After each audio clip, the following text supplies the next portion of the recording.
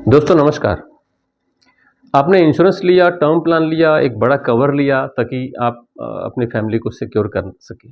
और सपोज़ अगर भगवान अगर आपको कुछ हो गया और वो पैसा आपकी फैमिली को नहीं मिल पाया, किसी कंपनी की गलती या और किसी वजह से नहीं, इनफैक्ट इस वजह से कि आपके क्रेडिटर्स जो हैं जिनसे आपने उधारी ली हुई है, जैसे लोन्स हो गए या हो सकता है कोई रिश्तेदार वो क्लेम कर दें आपके पैसे पे, वो कर सकते हैं। तो ऐसे में वो पॉलिसी का जो क्लेम है वो कोर्ट में चले जाएगा और वहाँ से जो भी डिसीजन आएगा वो ही मानना पड़ेगा सबको। इन सब से बचने का एक बहुत सटीक और बेहतरीन उपाय है, वो इंश्योरेंस कंपनीज के पास में ही है। तो आज हम डिस्कस करने वाले friends MWPA, married women's property act. आप में से बहुत लोगों ने सुना होगा, जिन्होंने नहीं सुना है वो ध्यान से सुनिए। ये बहुत एक अच्छा क्लॉज है जिससे आप इंश्योरेंस कंपनी या इंश्योरेंस पॉलिसी लेते वक्त साथ में ले सकते हैं। आज हम उसी के बारे में बात करने वाले हैं। नमस्कार दोस्तों, आपका स्वागत है मेरे चैनल इंश्योरेंस समझो में। हम बात कर रहे हैं आज MWPA के बारे में। विवाहित महिला संपत्ति अधिनियम, मैरिड वुमेन्स प्रॉपर्टी एक्ट 1874, ये एक ऐसा कानून है जिसे विवाहित महिलाओं की संपत्ति को सुरक्षित करने के लिए बनाया गया है।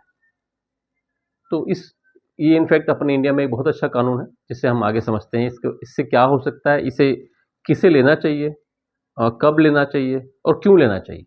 ये 3 इंपॉर्टेंट पॉइंट्स हम आज डिस्कस करने वाले हैं इस पर्टिकुलर वीडियो में। दोस्तों, इसे कब लेना चाहिए अगर ये सवाल पूछें तो इसे पॉलिसी लेते वक्त ही लेना चाहिए, ये बाद में अपन नहीं ले सकते।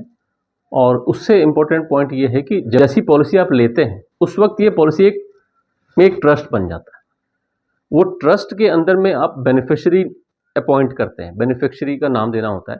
और जो बेनिफिशियरी है वो पत्नी या बच्चे, पत्नी और बच्चे हो सकते हैं, इसके अलावा और कोई नहीं हो सकता है। और इसके बाद एक बार ये पॉलिसी आपने ले ली, ट्रस्ट फॉर्म हो गया, तो फिर इसमें आप फेरबदल भी नहीं कर सकते, उसको आप चेंज भी नहीं कर सकते। ये क्यों जरूरी है इसके आगे की वीडियो में आप समझेंगे। मेरी एक ही दरख्वास्त है कि आप इस वीडियो को अंत तक देखें, लास्ट तक देखें, ताकि आपको पूरी चीज अच्छे से समझ में आए। इसे कौन ले सकता है अगर मैं इसकी बात करूं तो आप समझिए, इसे सबसे पहले ऐसे लोग, ऐसे बिजनेसमैन जिनके ऊपर में अक्सर लोन है या बहुत सारे लोन चल रहे हैं, या फिर हो सकता है नौकरी पेशा लोग जो जॉब कर रहे हैं, जिनके ऊपर में होम लोन, पर्सनल लोन इत्यादि लोन है, जो अगर किसी वजह से जिनका निधन हो गया तो इस पर्टिकुलर जो क्लेम मिलेगा पॉलिसी से उस पर दावा कर सकती है वो बैंक से या जो भी लोन जहाँ से लिया। तो उससे बचने के लिए MWPA एक बहुत अच्छा साधन है। सेकेंडली, जहाँ पर जॉइंट फैमिली है, जॉइंट फैमिली में अक्सर किसी बड़े के डेथ होने पे जो क्लेम अमाउंट आता है उस पर बहुत सारे दावे आते हैं। तो ऐसे चीज़ों से बचने के लिए अगर आपने MWPA ले रखा है तो वो पर्टिकुलर पत्नी या बच्चे, पत्नी और बच्चों को ही वो पैसा मिलेगा और कोई रिश्तेदार इस पर दावा नहीं ठोक सकता। देन कम ये, जैसे कोई ऐसा पुरुष है जिसका तलाक हो चुका है या जिसकी वाइफ अभी दुनिया में नहीं है, जो अपने बच्चों को पूरा पूरा बेनिफिट देना चाहते हैं, ये वो ले सकते हैं। Then last but not the least, विवाहित महिलाएं, मैरिड वुमेन, जिनके नाम पे ये एक्ट बना हुआ है, अगर वो चाहती है कि अपने बच्चों को पूरा पूरा बेनिफिट मिले तो वो भी ले सकती हैं इसे। दोस्तों, अगर इसके फायदे की बात मैं करूं कि इस पर्टिकुलर MWPA क्लॉज किसी पॉलिसी में डालने से क्या फ़ायदा हो सकता है, तो सबसे पहला फ़ायदा ये हो सकता है कि आप टैक्स बेनिफिट तो जो लेते हैं वो लेते ही हैं। आपके पॉलिसी में अगर कभी क्लेम आता है तो वो जिसे आप चाहते हैं उससे ही मिलेगा, दूसरा कोई उस क्लेम पे भी क्लेम नहीं कर सकता है, जो सब जिसके वजह से लोग लेते हैं। टैक्स बेनिफिट एज यूजुअल जैसे बाकी पॉलिसीज में मिलता है, ATC और 1010D के तहत इसमें भी टैक्स बेनिफिट मिलता है। और इसे लेने का सबसे बड़ा और कारण अगर मैं बात करूं तो वो यही है कि आप अगर चाहते हैं कि आपका परिवार सुरक्षित रहे, आपके रहते तो वो सुरक्षित है ही। अगर ईश्वर न करे आपके जाने के बाद ऐसी कोई परिस्थिति बनती है जहां पर आपके पॉलिसी से क्लेम मिल रहा है, तो वो क्लेम के ऊपर भी बहुत लोगों की नज़र होती है।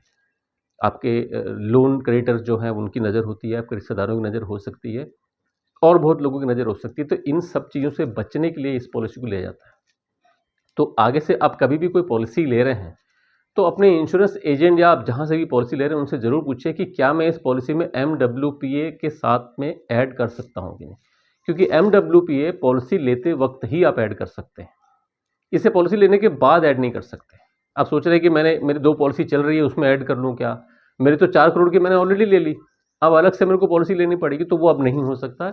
आप जब भी नई पॉलिसी लेंगे उसमें एक एडेंडम फॉर्म होता है, एक फॉर्म होता है जिसे एडेंडम कहते हैं, MWP एडेंडम, उसे भर के देना होता है। उसमें आप जो भी लाभार्थी या बेनिफिशियरी का नाम डालेंगे वो किसी भी सूरत में कभी चेंज नहीं होगा। तो इस छोटी-छोटी चीज़ों का ध्यान रखिए और उम्मीद है कि आपको ये जानकारी अच्छी लगी हो और इस चैनल को साथ में आप सब्सक्राइब ज़रूर करें।